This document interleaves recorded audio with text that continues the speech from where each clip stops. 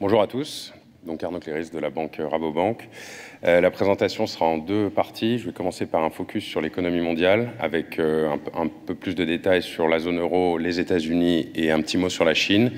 Et on passera au sujet FX qui, je pense, vous intéresse tous, avec un focus évidemment sur la parité euro-dollar. Donc en zone euro, je commencerai par vous détailler un petit peu ce qui s'est passé ces dernières années et quelle est la tendance à venir.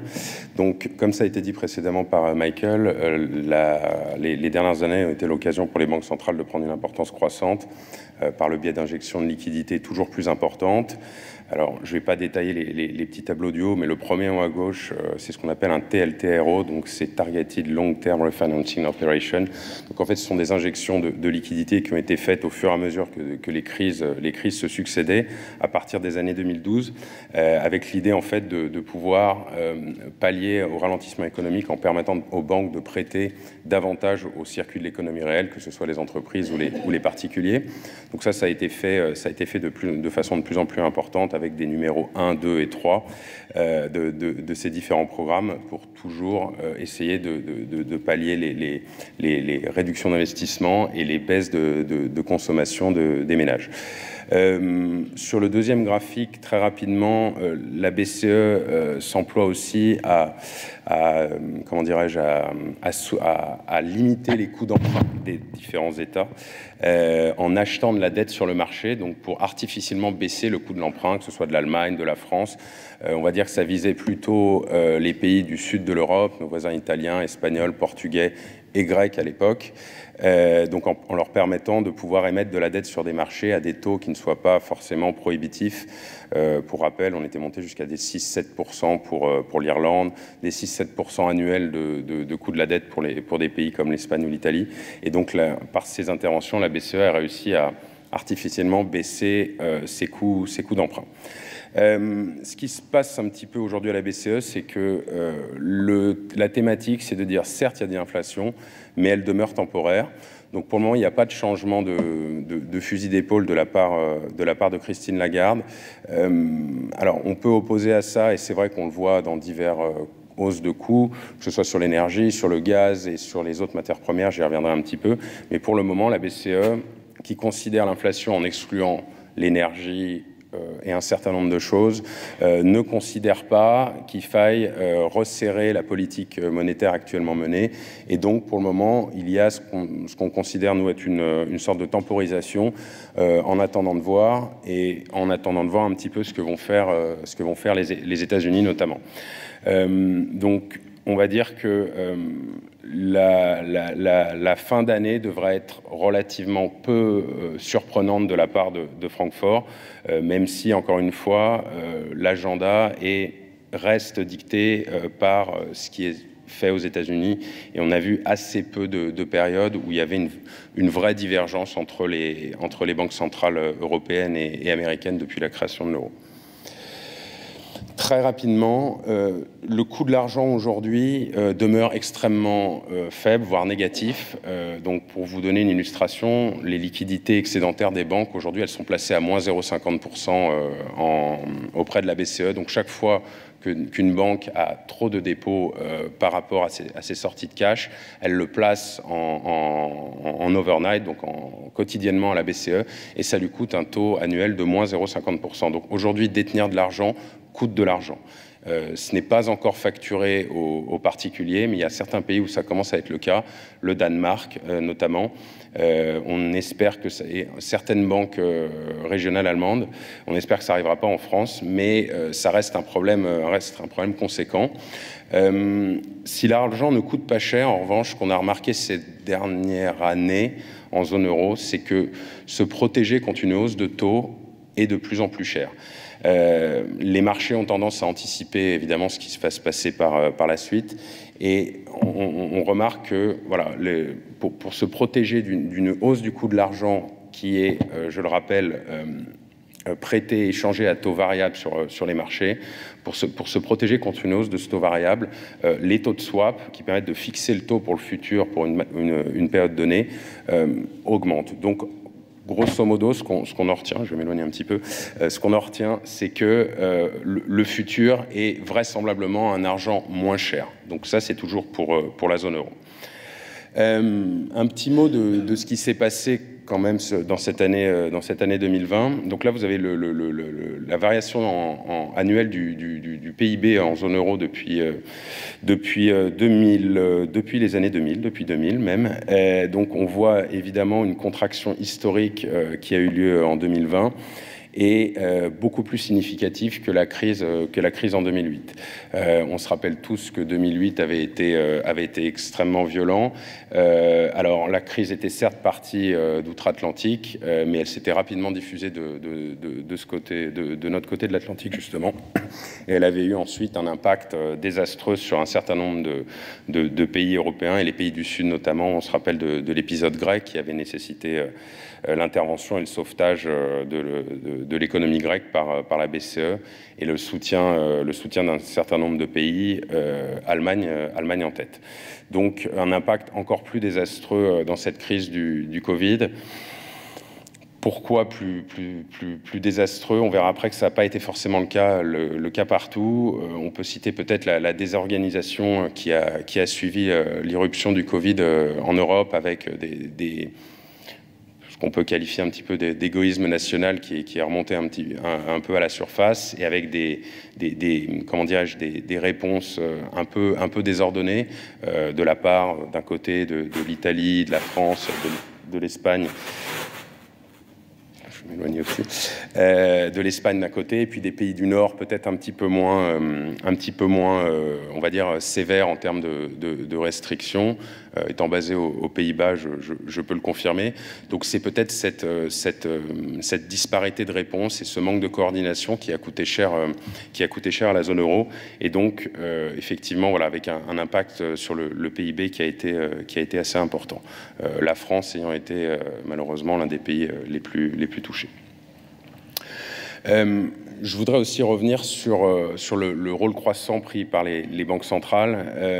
Au début, une banque centrale, quand elle a été créée, effectivement, son rôle, c'est de faciliter la circulation de la monnaie. Et on n'imaginait pas, 20 ans plus tard, je pense que les fondateurs de la zone euro n'imaginaient pas l'importance croissante qui serait prise par la Banque centrale à partir des années 2020.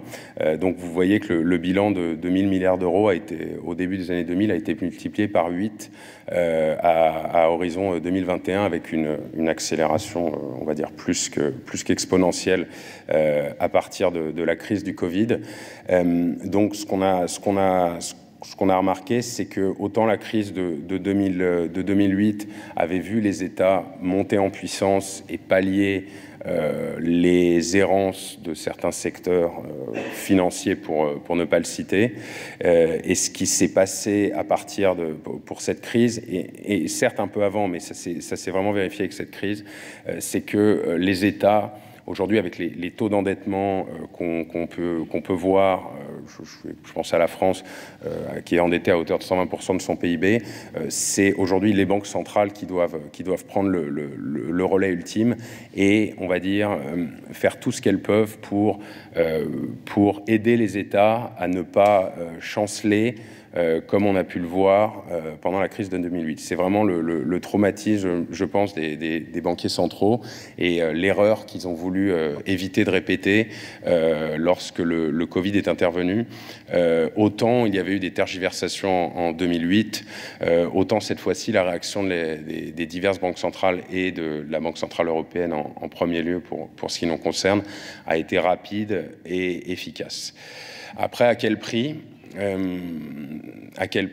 Aujourd'hui, la Banque centrale, concrètement, achète de la dette allemande, de la dette française sur les marchés, qui auparavant étaient achetées par des investisseurs institutionnels, pour la plupart, et étrangers aussi en majorité.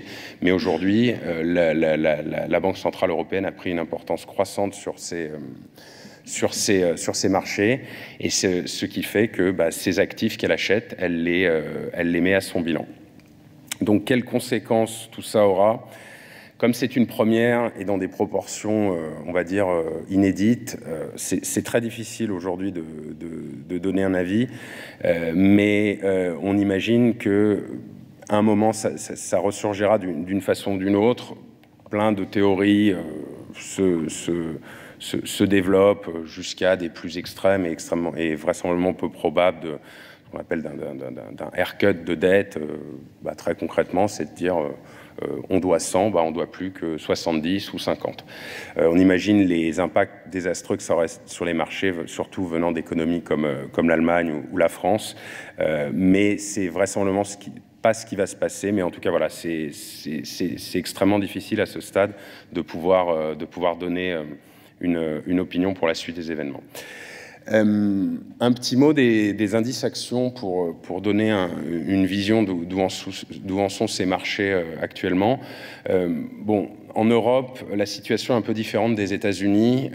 On n'a pas retrouvé les niveaux de 2008 en moyenne. Donc vous avez en premier l'indice DJ Eurostoxx 50 qui est un condensé de toutes les plus importantes valeurs européennes. On voit qu'il a certes bien remonté depuis le choc de début 2020, mais qu'il n'a pas retrouvé ces niveaux de 2008. On pourrait attribuer ça au fait que l'Italie, l'Espagne, la Grèce n'étant pas très importante en termes de poids économique, mais des pays comme l'Italie et l'Espagne ne sont sans doute pas totalement relevés depuis la crise qu'on a observée il y a une douzaine d'années. Et donc, un certain nombre de leurs fleurons n'ont pas retrouvé les niveaux de capitalisation qu'ils avaient pu connaître durant l'euphorie avant la crise financière. Pour ce qui est du CAC 40, la situation est un peu meilleure, et tant mieux. Le CAC 40 a augmenté à peu près de 18% depuis le début de l'année, ce qui en fait le meilleur performeur de la zone euro, devant le Bund allemand. C'est en termes de performance, donc c'est assez notable. Là aussi, plusieurs raisons. Le secteur du luxe a très très vite redémarré après le passage à vide de 2020. Et effectivement, on voit on n'a malheureusement pas battu le record qu'on avait vu dans le début des années 2000, mais en tout cas des niveaux de valorisation des plus grandes entreprises françaises qui ont retrouvé des sommets. Donc ça, c'est plutôt quelque chose d'encourageant. C'est pas l'alpha oméga de l'ensemble de l'économie réelle, mais on va dire que c'est plutôt bon signe. Aux États-Unis, la situation est un petit peu différente. L'inflation est beaucoup plus marquée qu'elle ne l'est actuellement en zone euro. En tout cas, elle est revenue de façon plus rapide. En rythme annuel, elle est autour de 3,5% sur les dernières statistiques, comme on le voit sur le premier graphique de gauche. Alors, diverses raisons possibles. J'y reviendrai après, mais évidemment, la hausse des coûts de l'énergie, la hausse des coûts de la main-d'œuvre, la hausse des matières premières, j'en parlerai un petit peu après. Mais en tout cas, l'inflation est de retour et on le voit aussi sur les déclarations de la Réserve fédérale. La Réserve fédérale, donc, traditionnellement est beaucoup plus, réactive. L'économie, et même la Banque centrale américaine est beaucoup plus réactive pour adapter sa politique monétaire aux évolutions de l'économie que nous le sommes chez nous. Et donc, actuellement, la Réserve fédérale considère aussi que l'inflation est temporaire, mais elle a déjà commencé à annoncer la sortie de politiques monétaires accommodantes dans laquelle elle est depuis plusieurs années. C'est le fameux tapering.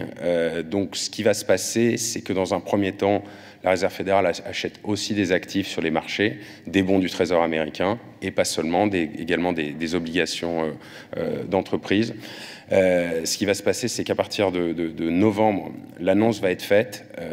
Donc, ils ont déjà dit qu'ils feraient l'annonce en novembre, ou au plus tard en décembre. Et par la suite, le coût de l'argent va être progressivement remonté.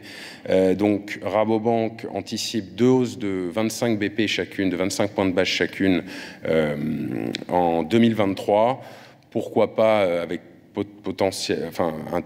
qui pourrait potentiellement intervenir en 2022. Mais voilà, la direction est donnée pour la suite des événements, et ce sont les Américains qui franchiront les premiers la marche de sortir, parmi les grandes économies, de sortir de cette politique monétaire accommodante pour justement adapter le coût de l'argent au niveau d'inflation que l'on voit et qui sont évidemment en hausse. Ils ont également tendance à affirmer que cette inflation sera temporaire. Je pense que, enfin, moi, j'en suis pas convaincu, mais ce n'est qu'un avis. Mais il se trouve qu'ils doivent quand même prévenir un petit peu les marchés. Ils ne peuvent pas sortir d'un coup d'un seul de politique monétaire où les liquidités coulent à flot. Et donc, c'est pour ça qu'ils tempèrent, ils ont tendance à un petit peu sous-estimer le phénomène inflationniste en vue d'avoir le temps de préparer les marchés, d'annoncer les décisions et de ne pas faire ça, de ne pas créer des chocs de liquidité qui puissent annihiler tout le travail fait pour sortir l'économie américaine du marasme lié notamment au Covid. Donc de l'inflation, certes, mais temporaire. Les banques centrales que ce soit en zone euro ou aux États-Unis, vous avez ce qu'on appelle les faucons et les bearish. Donc vous avez toujours parmi les conseils des gouverneurs des gens qui sont plutôt en faveur d'une hausse, d'autres qui sont plutôt en faveur d'un maintien ou d'un statu quo monétaire ou d'une politique monétaire accommodante. Voilà, c'est un débat permanent et il suffit qu'il y ait une majorité pour que décision soit prise dans un sens ou dans l'autre. Très rapidement, un mot du coût de l'argent aux États-Unis. Il coûte plus cher qu'en Europe, qu'en zone euro, pardon. Et la protection contre une hausse de ces taux variables dans le futur a aussi beaucoup plus augmenté cette dernière année et demie qu'en France. Donc concrètement, pour une entreprise américaine qui va émettre de la dette en dollars à taux variable, aujourd'hui, à 10 ans, elle doit à peu près payer autour de 1,60, 1,70% hors marge de crédit, donc hors le spread de crédit qui lui est appliqué selon sa notation, dirons-nous. Et donc, ça a été multiplié par 3 en à peine un an et demi.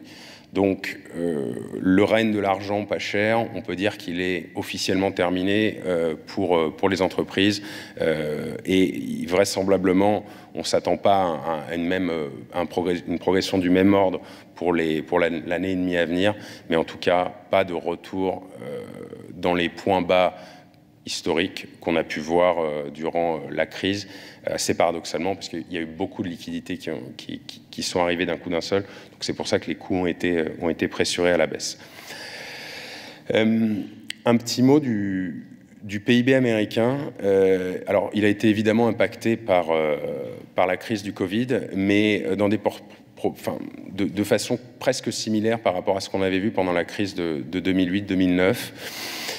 Je n'ai pas vraiment d'explication à vous donner là-dessus, mais j'attribuerais ça, moi, toujours à cette réactivité américaine, malgré le fait que les transferts sociaux soient beaucoup moins importants outre-Atlantique qu'ils ne le sont chez nous, pardon.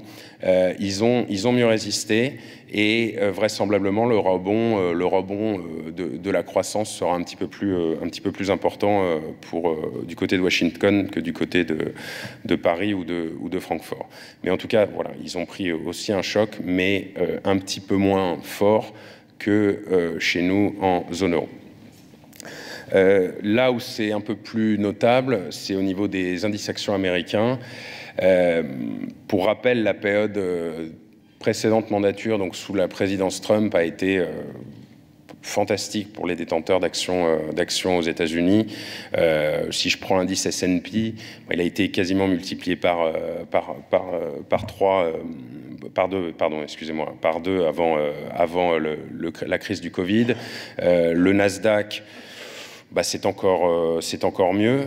Il a été multiplié par 2,5 avec l'essor des valeurs technologiques. Bon, je ne vais pas citer tous les GAFA, mais les Google, Facebook, etc., ont vu leur valorisation boursière exploser.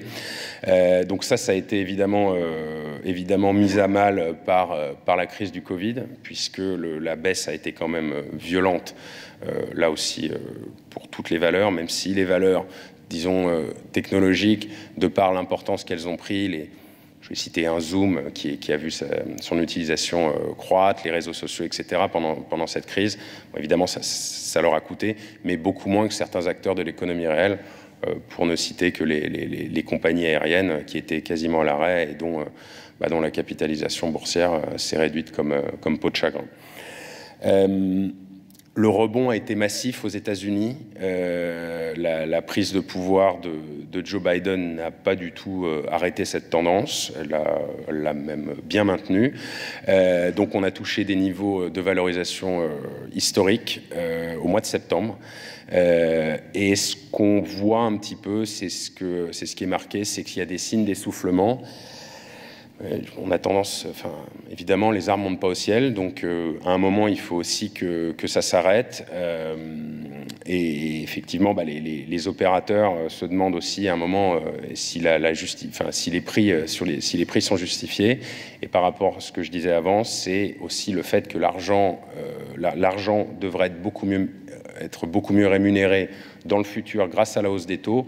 Donc il va y avoir un arbitrage fait par les opérateurs entre des actions, évidemment, qui ont un risque, puisque la valorisation baisse, et les dividendes, c'est pas du tout une science exacte, c'est voté tous les ans, et des obligations d'État ou des obligations d'entreprise dont le coupon est connu à 3, 5, 7, 10, 15, 20, 30 ans même, certaines. Donc voilà, c'est un peu ces deux raisons qui laissent penser que voilà, on a atteint des sommets récemment. Ça ne veut pas dire qu'on va revoir un effondrement comme ce qui a été vu, je l'espère, en 2020, mais une petite correction qui permettra à tout le monde de souffler. Je pense qu'elle ne sera pas dramatique, et elle sera plutôt logique. Un mot de la Chine, ça a déjà été dit précédemment, mais effectivement la Chine, elle retrouve alors elle a pris un sacré choc aussi, elle a vu son PIB baisser de près de 6%, et un rebond évidemment, puisqu'elle avait cette avance alors dans la maladie et puis après dans le rebond économique. Donc elle a très vite redémarré, les chaînes de fabrication sont vite reparties, très vite. Et trop vite peut-être aujourd'hui, puisque ça a été encore une fois dit, mais les goulets, à la fois les usines chinoises n'arrivent pas forcément à suivre la demande, et également on voit des goulets d'étranglement dans les centres logistiques, dans les ports, le coût du fret, évidemment, le problème du fret venant ensuite, mais même rien qu'au niveau chinois, les ports chinois sont encombrés parce qu'il y a du retard, de livraison de tout un nombre de choses. On peut citer aussi la crise des microprocesseurs qui vient ralentir les processus de production des jouets, des iPhones, des voitures, et donc qui également viennent rajouter de la masse de produits à exporter, et qui vient évidemment créer des embouteillages importants dans les ports chinois. Des très importantes pannes d'électricité, qui sont dues notamment à des inondations dans les régions où le charbon est fabriqué et utilisé dans les centrales. Donc là, c'est un autre souci. L'Inde est également touchée de son côté. Donc là, c'est vraiment de nature différente. Mais évidemment, quand des coupures d'électricité viennent se rajouter à des problèmes déjà existants, eh bien, ça ne fait pas l'affaire des Chinois. Et on voit que le taux de croissance, alors on imagine qu'en rythme annuel, il n'allait pas rester sur 17,5%. Donc ce qu'on voit, c'est qu'il revient à des niveaux un peu pré-Covid. Ce qui est important de garder en tête, c'est qu'en dessous de 5%, ça devient vraiment problématique pour l'économie chinoise. On voit que c'était un taux qui avait été atteint en 2019. On est autour de 7,5-8%. La pente est plutôt descendante, donc le gouvernement chinois, le pouvoir central chinois va de nouveau se retrouver avec une croissance qui va devenir trop molle pour lui, et d'où le fait que il semble logique qu'ils accordent une grande attention à la fois à ces problèmes de logistique et à ces pannes d'électricité. Un petit mot aussi toujours intéressant des indices boursiers. Donc l'indice de la bourse de Shanghai, il avait évidemment monté il avait pris un choc en 2020, mais un peu moins important. Il a touché des points hauts historiques début 2021 et il a commencé à corriger. On voit qu'aux États-Unis c'est maintenant, mais il a commencé à corriger début 2021. Peut-être pour d'autres raisons aussi, on peut citer sans doute une volonté du pouvoir chinois de reprendre un petit peu en main un certain nombre de sujets, notamment l'expansion des géants chinois comme par exemple Alibaba. On a vu son fondateur disparaître un certain nombre de mois. Donc il y a une volonté affichée du pouvoir chinois de sans doute pas se laisser déborder comme ça a été le cas aux États-Unis par les GAFAM. Donc il y a vraiment un deuxième point qui est important, c'est aussi la volonté d'avoir une croissance peut-être un peu plus juste et qui se diffuse davantage aux classes populaires chinoises plutôt qu'à une partie privilégiée parmi la population. Donc ça, c'est un deuxième point. Et évidemment, ça suppose un certain nombre de mesures importantes. Et le troisième point, qui est un peu plus récent, c'est il y a une surchauffe dans le secteur immobilier très importante. Il y a un promoteur immobilier important qui s'appelle Evergrande, dont vous avez dû voir peut-être le nom récemment dans les journaux financiers, les actualités financières. Et donc, il a fait défaut sur une partie de sa dette. C'est quand même le deuxième producteur immobilier chinois. Donc là aussi, il y a des surchauffes et des excès des années passées qui commencent à remonter à la surface. Et malheureusement, ils ne remontent pas au bon moment pour les raisons qu'on a citées précédemment.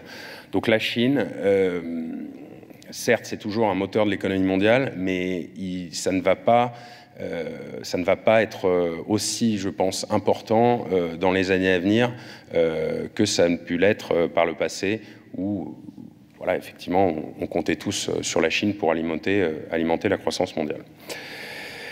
Un petit mot des matières premières hors coton. Donc le super cycle haussier est évidemment en cours. Pour rappel, on a vu des choses complètement incroyables avec le Covid. Le prix du pétrole aux États-Unis est entré, avec livraison spot, est entré en territoire négatif. Personne n'aurait pu imaginer ça, mais on a vu effectivement, alors là j'ai mis le baril de Brent de la mer du Nord, le cours a été multiplié par 4 en 1 an et demi, et il a pris 60% depuis le début de l'année. C'est ce qu'on peut appeler un choc pétrolier, dont on avait moins l'habitude depuis un certain nombre d'années. En 2008, le baril avait frôlé les 140 $. Mais là, la hausse a été brutale et elle a pris un petit peu tout le monde de court pour diverses raisons. Mais c'est vrai que les Américains, la production américaine avait massivement baissé. Le pétrole de schiste à 20 $ le baril, on comprend bien qu'il a pas une once de rentabilité. Donc il y a eu, voilà, avec le redémarrage des économies, il y a eu un phénomène de raréfaction qui s'est traduit dans les prix et pour nous mener à l'heure actuelle à 80 $. La tonne de cuivre, elle a franchi 10 000 $. Elle a touché un point historique. Donc elle a pris quand même 20% cette année, mais elle était à 5 000 $ début 2020. L'Arabica, plus 60% également depuis le début de l'année. Donc là aussi, le café, pour diverses raisons, il y a sans doute des phénomènes météorologiques qui rentrent en compte, mais c'est une autre illustration de la hausse, de ce super cycle haussier. Et ce que disait Michael est autour d'une question posée, le coût du fret également, le coût du fret. Donc là, j'ai pris l'indice Baltic Dry, c'est des Supermax, d'autres différents tankers que ceux de l'indice qui a été présenté. Mais là aussi, on voit un coût du fret qui est au plus haut depuis plus de 10 ans. Ce qu'on voit, donc c'est le graphique en bas à droite, dans les années 2008, 2009, il y avait eu un coût du fret parce qu'il y avait un manque tout simplement de porte-conteneurs structurels.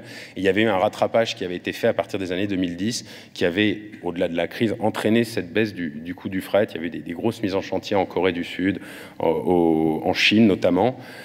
Et là, aujourd'hui, ce qui se passe, c'est que le coût du fret réaugmente parce que tout le monde veut expédier toutes ces marchandises à l'autre bout du monde. Si on rajoute à ça la hausse du coût de l'essence et des prix de l'énergie, effectivement, le coût du conteneur a massivement augmenté. Et donc, évidemment, par rapport à ce qu'on disait auparavant, ça vient alimenter tout ça l'inflation. Voilà, donc un autre bon exemple de l'inflation qu'on voit sur des choses aussi différentes que du café et du cuivre. Un très rapide aperçu des prévisions macroéconomiques.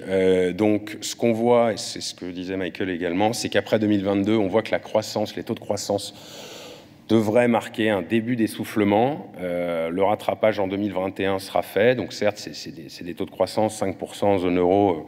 Il y a 5 ans, personne n'aurait osé l'imaginer. On voit qu'en Chine également, ça va ralentir, autour de 5,5% à partir de 2022. La question, c'est sur la suite. Si on voit des hausses de coûts d'énergie et des taux de croissance qui continuent de plonger, on commence à voir parler de stagflation sur les marchés, donc un phénomène des années 80 avec une stagnation de la croissance et une inflation en hausse. Ça n'a pas été un bon souvenir. Et donc voilà, c'est un peu une thématique qui est en train de se développer au sein des marchés. Après peut-être y aura-t-il d'autres relais, de la transition carbone peut-être permettra-t-elle d'alimenter tout ça. Mais en tout cas, il est bon d'avoir à l'esprit que l'interrogation monte et que c'est l'un des risques les plus importants actuellement considérés par les marchés. Je vais ensuite passer à ce qui vous intéresse sans doute tous, c'est la parité euro-dollar. Donc l'euro-dollar, si on remet tout ça en perspective, on est de retour au niveau d'introduction, autour d'un 16, qui avait été décidé par la Banque Centrale Européenne en 1999. Donc elle avait été introduite de façon fiduciaire en 99 et les billets n'étaient à disposition, les billets d'euros, que début des années 2000. Mais c'est bien 1999. Donc on est revenu à un 16. Alors, ce qu'il faut savoir, c'est qu'on est passé par toutes les étapes. Le début des années 2000, on était descendu sous la parité, autour de 0,82, qui avait entraîné la seule intervention coordonnée des principales banques centrales qui avaient soutenu l'euro. Donc il y a eu la Banque d'Angleterre, la Réserve fédérale, la Banque du Canada, la Banque du Japon, qui avaient soutenu tous ensemble la monnaie unique. C'était une jeune monnaie qui avait besoin peut-être d'un petit coup de punch au départ. Et puis après, ça a été l'embellie pour l'euro. Belle embellie, peut-être trop, puisqu'on était monté jusqu'en juillet 2008 à 1,60. Et puis progressivement, on a vu des périodes de forte volatilité. Alors la crise est arrivée, évidemment, elle avait impacté la monnaie unique. On était redescendu jusqu'à 1,20 pendant la crise de l'euro. Puis après, on voit à partir des années 2009-2010 du yo-yo entre 1,20 et puis 1,40, 1,45. Et depuis 2015, on s'est éloigné de cette zone des 1,40 et on oscille entre 1,05, 1,10 et 1,25. Il faut savoir que, quel que soit le niveau de l'euro, il y a toujours des mécontents. Évidemment, quand on était à 1 euro pour 80 centimes de dollars, les importateurs faisaient grise mine, les importateurs de produits en provenance du reste du monde, le baril de pétrole étant payé en dollars, l'essence avait également un impact sur les coûts en euros du prix de l'énergie. Et puis, à l'inverse, quand on était monté à 1,60, ce sont les exportateurs européens, l'aviation, l'automobile, qui faisaient grise mine, parce que évidemment, libellés en dollars, leur production coûtait au reste du monde les yeux de la tête. Donc il y a toujours des mécontents. Les producteurs les producteurs de pétrole qui vendent leur pétrole en dollars, quand le dollar baisse face aux devises du reste du monde, évidemment, leur pouvoir d'achat hors zone dollar diminue.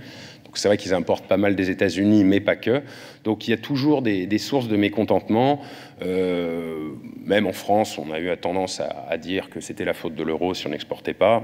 Il y a un peu de vrai, mais c'était sans doute pas principalement la raison. Et aujourd'hui, ce qu'on voit depuis quelques années, c'est que cette zone de 1,16 qu'on a déjà vue, 1,16, 1,20, semble convenir à tout le monde. Les Américains ne disent pas que le dollar est surévalué. Les Européens ne se plaignent pas d'avoir une monnaie trop forte et trop arrimée aux marques allemandes, notamment les pays du Sud, y compris la France. Donc on entend moins les pays pétroliers, producteurs de pétrole, sont silencieux. Donc on entend moins comment dirais-je, de plaintes à ce sujet. Et on en déduit que c'est un niveau qui semble convenir au marché, y compris, puisqu'on voit que voilà, la fluctuation a tendance à être beaucoup moins importante ces dernières années. Pour anecdote, évidemment, c'est beaucoup moins passionnant quand on travaille sur le change que vous pouvez l'imaginer lorsqu'il oscillait de 20-25 centimes en quelques mois de par le passé. Un petit focus sur l'évolution depuis un an.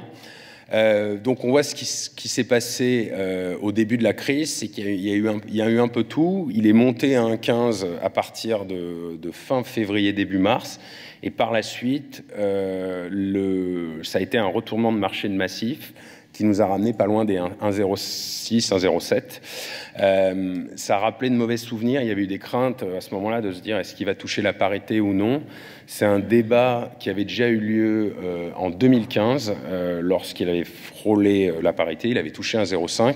Donc ça a rappelé des mauvais souvenirs aux importateurs. Et ce qui s'est passé, c'est qu'à ce moment-là, on a vu beaucoup pour les acheteurs de dollars, on a vu beaucoup de mise en place de couverture, de précautions, un peu à la dernière minute, ce qu'on appelle du stop loss, pour se protéger, parce que la baisse, c'était des cours qui n'étaient pas anticipés, et la baisse avait été violente, et surtout, il y avait le risque de se dire, dans ce contexte, plus qu'en 2015, il y a un risque qu'on puisse traverser et repasser sous la parité. On voit que ça n'a pas été le cas, et puis que progressivement, l'euro a repris un peu de couleur pour remonter jusqu'à 1,24 début 2021, début d'année, et a oscillé doucement pour revenir vers 1,15. Pour le moment, le support de 1,15 semble tenir. Il n'y a pas suffisamment, je pense, de carburant pour alimenter une hausse massive supplémentaire du dollar. Ça ne veut pas dire qu'on ne pourrait pas rechercher la zone des indices, mais il n'y a plus les raisons qu'on pourrait évoquer en 2020, c'est-à-dire le retour, comment dirais-je, sur la valeur refuge dollar. Pour justifier ça. Maintenant, ce qu'il faut savoir, c'est que le dollar reste soutenu. Le dollar, ça reste évidemment la première monnaie d'échange dans le monde.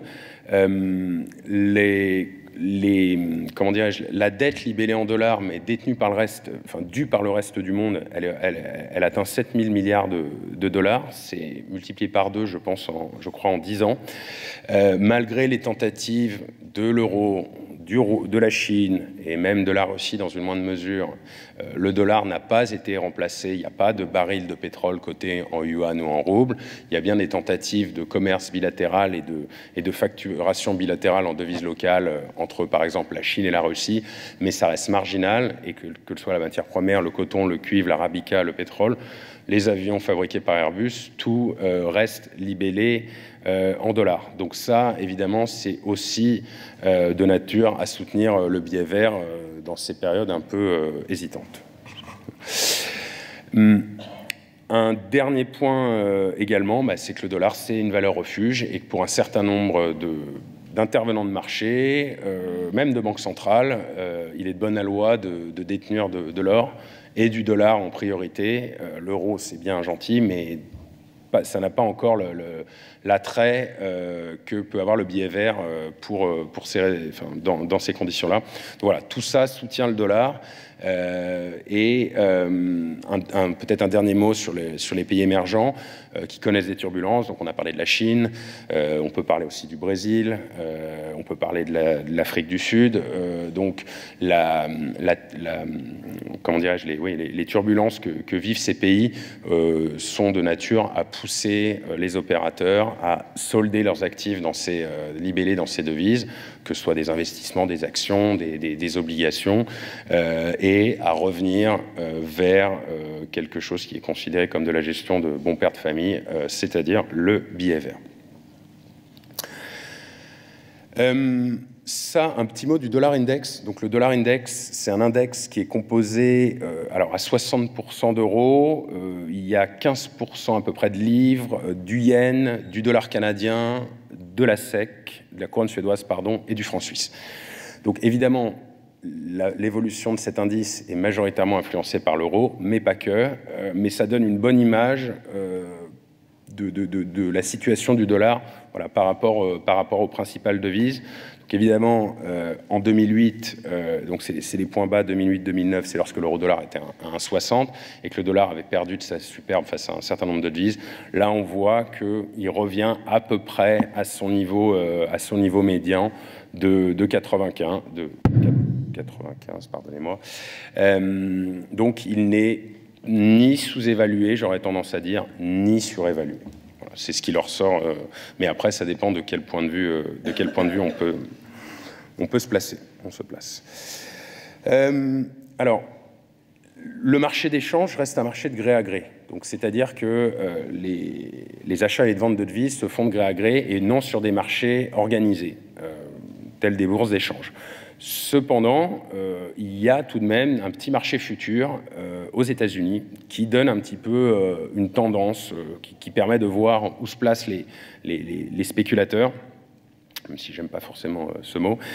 Donc, en bleu, lorsque le graphique bleu monte, c'est que vous avez une addition de positions spéculatives en faveur de l'euro. On voit donc qu'à partir de septembre l'année dernière, il a commencé à progressivement diminuer et avec un retour quasiment à l'équilibre en ce début septembre 2021. Et donc, évidemment, même si ça ne reflète pas le marché de gré à gré, ça donne une idée aussi, une raison supplémentaire de compréhension supplémentaire, pardon, de la baisse de l'eurodoll.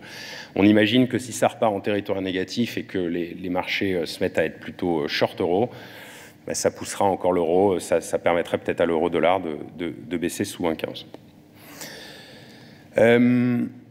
Un petit mot des points de terme, de la structure du marché à terme. Donc le marché, évidemment, comme pour tout, comme sur les matières premières, de la backwardation et du contango, on a ce qu'on appelle du report ou du déport sur le marché à terme en devises et en euro-dollar notamment. Donc, ce qui se passe aujourd'hui, c'est que le différentiel de taux reste favorable aux acheteurs de dollars. Très rapidement, quand on achète une devise à terme, si vous achetez du dollar à terme, que faites-vous? Vous allez voir la banque, vous vendez vos euros au cours comptant, la banque vous donne des dollars, mais vous placez ces dollars au taux sans risque 1%, et vous réempruntez vos euros parce que vous en avez besoin encore pour un an, et le rééchange ne se fera qu'à terme.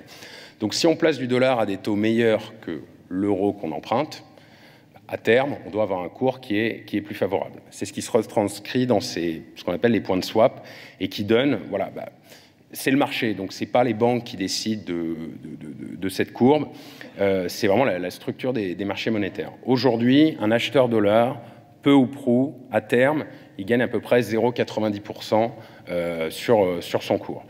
Ça a pu être plus important par le passé. On voit qu'en 2018, on gagnait à peu près 400 pips. 400 pips, c'était autrement plus favorable que 100 points sur l'euro-dollar. Donc ce qui se passait, c'est que pour les acheteurs dollars, c'était fantastique. Ils gagnaient 3-4% sur leur cours à terme. Inversement, les exportateurs de dollars, les Airbus, les Airbus notamment, se retrouvaient pénalisés de 4% par an pour leurs exportations. Donc, ils perdaient évidemment en compétitivité. On a vu aussi que ça peut être neutre lorsque les taux euros et dollars s'équilibrent. C'était le cas en 2014. Donc, il n'y a ni un biais positif, enfin, il n'y a ni un avantage à être importateur ou à être exportateur. On voit que ça se stabilise depuis un an, ça a massivement baissé.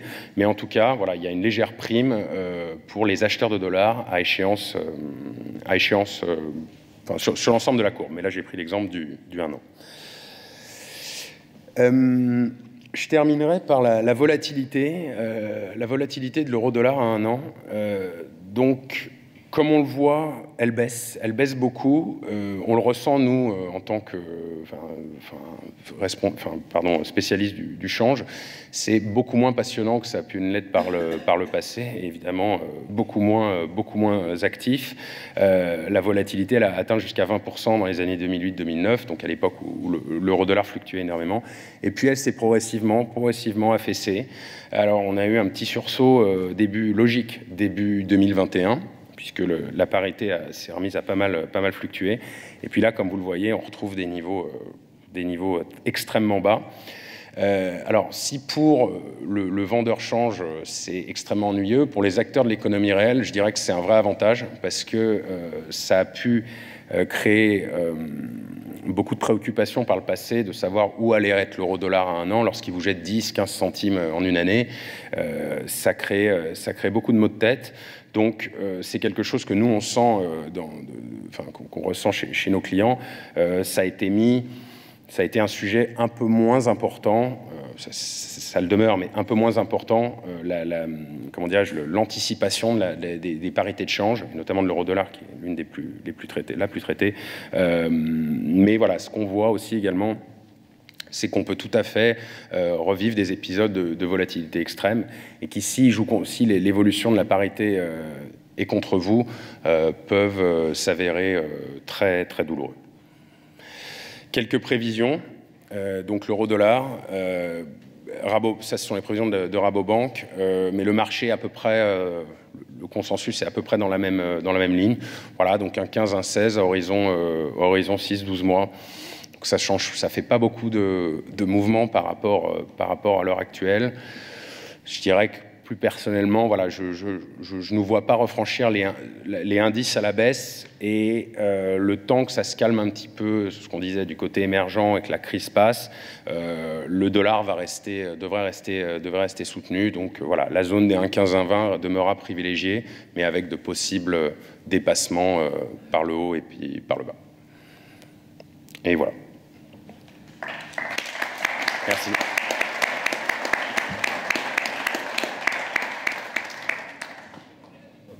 J'ai bon, je ne sais pas si c'est des questions, mais éclaircissez-moi, s'il vous plaît.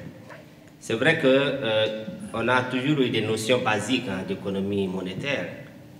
Et sur cette base, on nous a toujours fait comprendre que pour créer des monnaies, il faudrait toujours que ça soit soutenu par une création, enfin, je ne sais pas, une richesse ou bien une réserve, quelque part. Et surtout dans notre État sous-développé où notre monnaie est animée à l'euro, il n'y a pas une politique monétaire très claire dans nos zones. Tout est basé un peu sur la zone euro. Or, avec cette crise, c'était vraiment un peu, je peux dire, hallucinant de voir des milliers de milliards venir soutenir les économies européennes, particulièrement en France que je vois. Or, dans nos États, il n'y a eu aucune action, aucune. Alors, je me demande, est-ce que vraiment toutes ces créations de monnaie sont aussi basées, comme on nous a fait comprendre, à une stock d'or qui a été réservée pour pouvoir mettre en garantie, ou bien on a vendu une stock d'or quelque part pour pouvoir créer cette monnaie, ou bien on a fait tourner vraiment la machine. Et si c'est le cas, je me demande quand seront remboursés tous ces dettes, parce qu'on parle toujours de ces dettes. Est-ce qu'un jour on pense que, enfin dans tout cas avec ces générations qui est là, est-ce que ces dettes-là seront remboursées un jour? Donc voilà un peu cette question vraiment qui m'est taraude, et je crois qu'avec votre expérience et votre compétence, j'aurai un peu de clarifications. Merci. Alors, merci bien. La question est vaste. Malheureusement, j'aimerais pouvoir y répondre totalement, mais ce sera très difficile. Vous avez totalement raison, mais je pense qu'on a tous été autant surpris par l'afflux de liquidités qui a été mobilisé par les États et par les banques centrales. On en vient à se dire, d'ailleurs, la dette, et alors vu les montants astronomiques, et puis ça atteint maintenant comme vous disiez, des dizaines de milliers de milliards de dollars, on ne sait plus. Donc on a perdu, je pense, l'échelle a été perdue. Alors, il est vrai que c'est plus du tout basé sur le stock d'or. Depuis, on a fêté les 40 ans de la fin de l'étalon or en août 71, qui a été mise à mal par Richard Nixon à l'époque.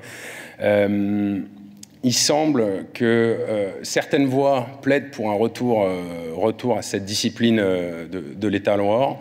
Je pense personnellement que ce sera difficile puisque nos hommes politiques, quel que soit où ils soient sur le globe, se sont habitués à pouvoir jouer avec les règles économiques sans avoir un actif tangible, comment dirais-je, un ratio à respecter sur la base d'un actif tangible. Mais encore une fois, c'est une question qui est vraiment extrêmement large, mais la dette doit être, on la rembourse cette dette tous les jours lorsqu'on paye. On paye de l'intérêt évidemment, mais on rembourse aussi. Mais le problème, c'est jusqu'à quand les États vont continuer ça dépend aussi des gouvernements, à faire tourner la machine à dépenses. Normalement, les banques centrales sont là pour mettre un frein. Elles sont là juste pour donner une monnaie, permettre qu'il y ait de la confiance dans cette monnaie. Il y a de la confiance dans la zone euro aujourd'hui.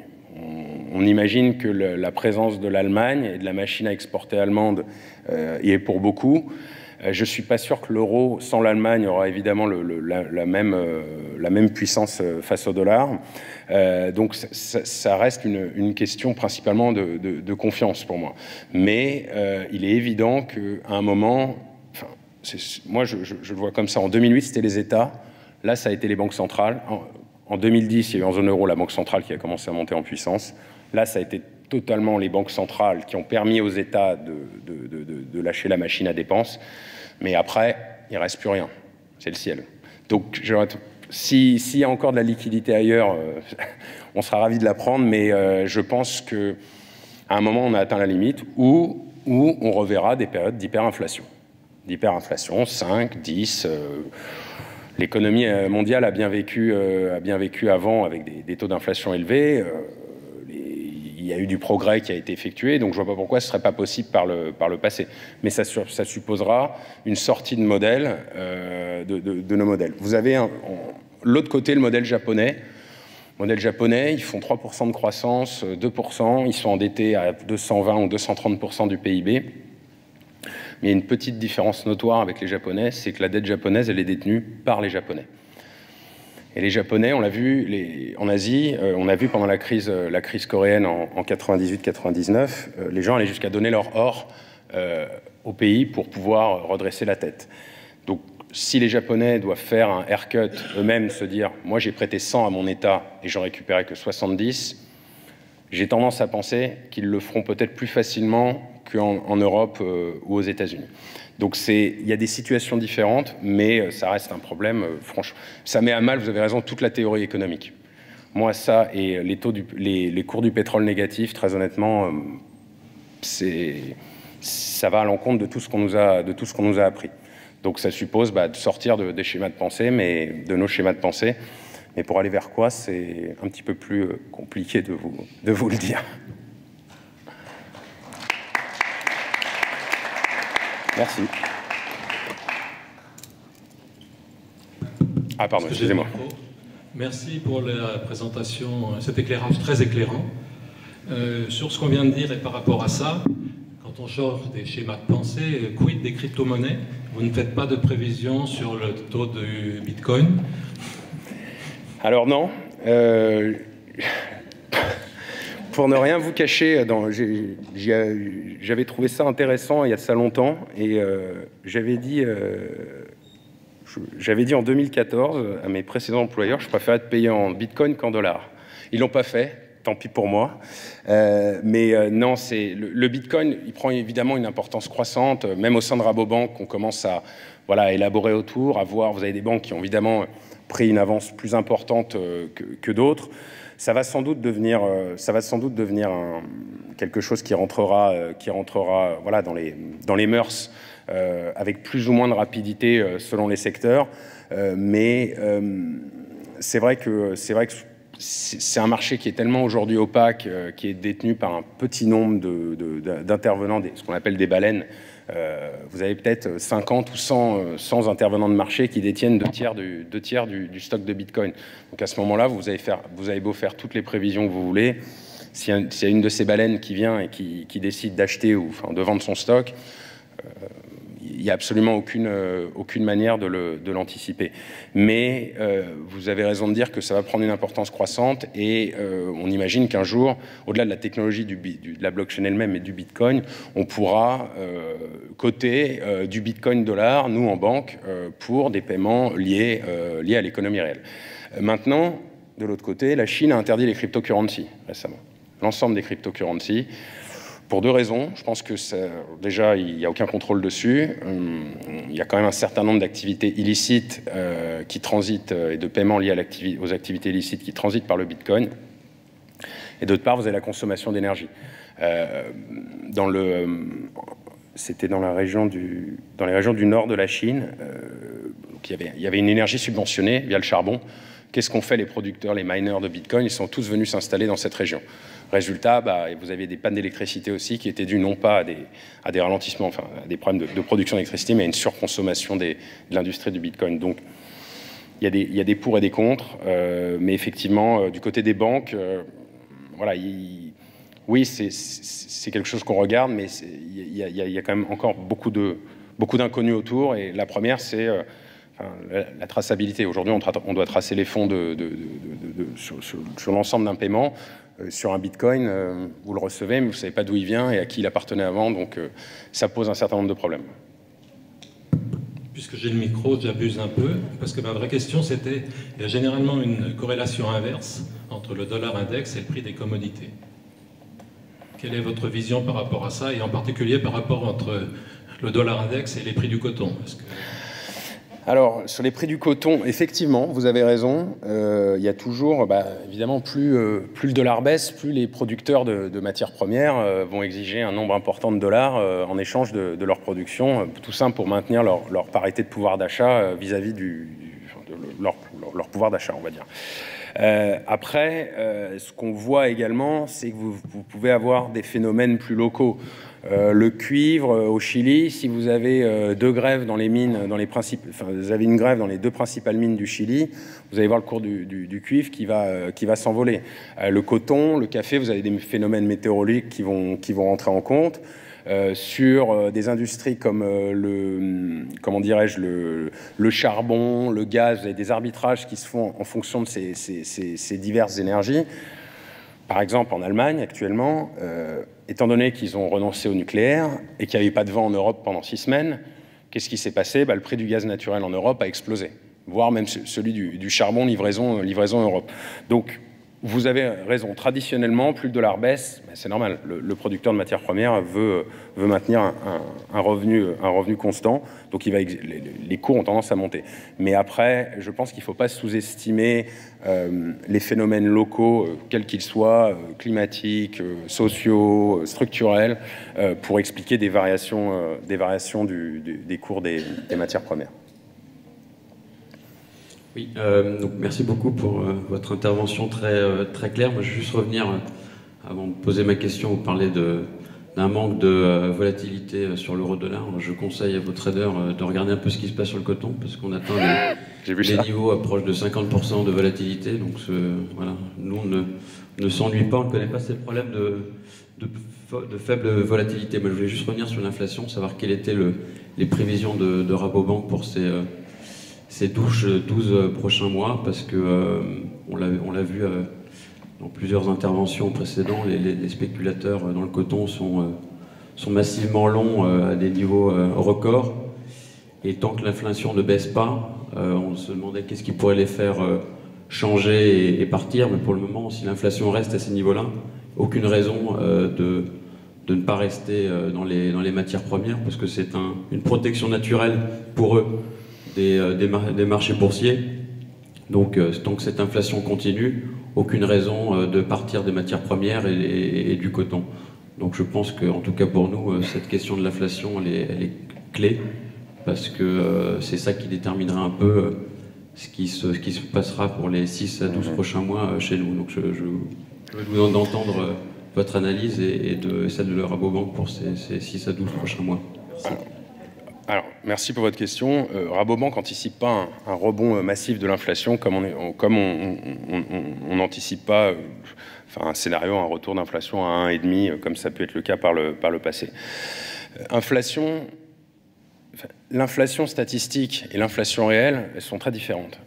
L'inflation statistique, le 2% qu'on nous vend, enfin, actuellement, il est totalement biaisé. Ah, c'est sûr que si on exclut l'énergie, les prix du coton, les prix du cuivre, les prix du tabac, les prix de ci, les prix de ça, ah bah c'est sûr, le coût de l'iPhone et de la machine à laver ne fait que diminuer depuis 20 ans. Peut-être qu'il va augmenter d'ailleurs pour les raisons qu'on a citées précédemment. Donc c'est toujours, moi l'inflation... Encore une fois, la définition de la Banque Centrale Européenne, je trouve qu'elle est un peu trop restrictive et pour le ménage lambda, ça le fait doucement rigoler.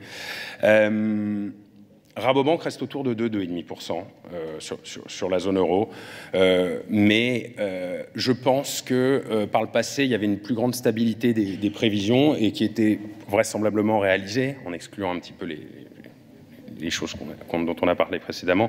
Là, il va y avoir plus de surprises. Il va y avoir plus de surprises parce que les cours augmentent et ça vient de partout. Ça vient de l'énergie, ça vient des métaux, ça vient des matières premières, ça vient du fret. Donc, à un moment ou un autre, peut-être va-t-il y avoir aussi un changement de la définition de l'inflation elle-même, quand on voit toutes les composantes réelles et non prises en compte au niveau statistique. Mais il n'y a pas une divergence massive par rapport à ce qui est dit par la BCE ou par la Réserve fédérale. Non, moi, ce que je trouve un petit peu fort de café, c'est dire que c'est temporaire. Mais ça fait des mois qu'ils nous disent que c'est temporaire. Bon, bah, dont acte. Si on revoit les prix du coton ou du fret ou du cuivre replonger de 20-30%, là, je dirais effectivement, je mangerai mon chapeau et ce sera temporaire. Moi, j'y crois pas du tout. J'y crois pas du tout. C'est mon avis, mais pas du tout.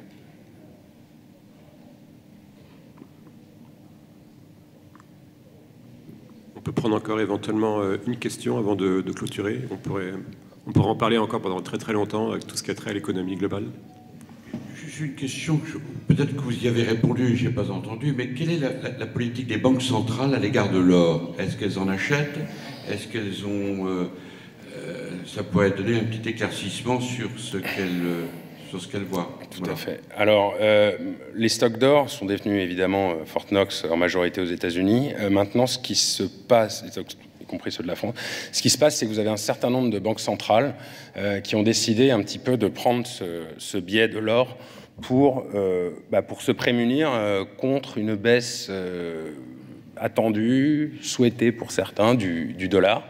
Vous avez un certain nombre de banques centrales, russes, chinoises, d'autres pays, Pakistan, des pays d'Afrique, qui ont aussi décidé d'augmenter leur stock d'or, qui reste, bon gré mal gré, le seul actif tangible contre une protection d'une inflation, alors que pour le moment, personne ne voit ou voit temporairement, mais que contre laquelle tout le monde semble vouloir se prémunir. Il n'y a plus du tout de lien entre la création monétaire et le stock d'or, ça c'est une évidence. Je pense que c'est personnel, je pense que c'est regrettable, mais c'est comme ça. Mais en tout cas, vous avez c'est vrai, des banques centrales la Chine a aussi massivement acheté de l'or. Il n'y a que certaines économies, j'avais vu que la France avait vendu un peu de son stock d'or, mais c'est aussi périodique. Mais en tout cas, très clairement, on voit des signes de se dire, bon, c'est bien gentil, le dollar, l'euro, etc., mais l'inflation arrive, à moins peut-être si un jour la crypto-monnaie protège contre l'inflation, on ira sur la crypto-monnaie, mais en tout cas, jusqu'à présent, c'est l'or qui garde nos faveurs. Donc, oui, vous avez raison, il y a un retour de l'or de certains pays qui n'ont pas une totale confiance dans le dollar et qui voient de l'inflation venir. Parfait. Merci beaucoup encore. Merci à vous.